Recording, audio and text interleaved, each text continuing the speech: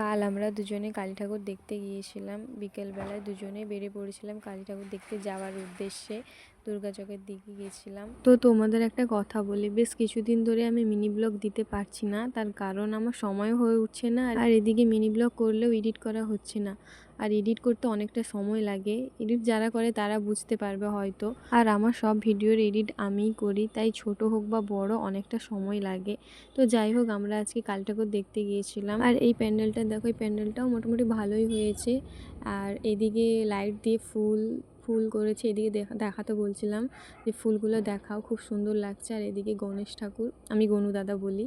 আর এদিকে রয়েছে শিব ঠাকুর, একদিকে শিব ঠাকুর আর একদিকে গণেশ ঠাকুর রেখেছে। আর এই ফুলগুলো খুব ভালো লাগছে। আর এই প্যান্ডেলটাও খুব ভালো লাগছে, প্যান্ডেলটাও। আর এই প্যান্ডেলের ঠাকুরটাও খুব ভালো লাগছে। এবার থেকে চেষ্টা করব সপ্তাহে 2 থেকে 3টে করে মিনি ব্লগ দেওয়ার। আর হ্যাঁ, আমরা কিন্তু ফুচকাও খেয়েছিলাম, সেটার ক্লিপ নিতে পারিনি কারণ খুব ভিড় ছিল দোকানে, তার জন্য। আর এদিকে লাইটটা দেখো, লাইটটা কিন্তু খুব সুন্দর লাগছে আমার, পুরো বিয়েবাড়ির মতো ফিল আসছিল।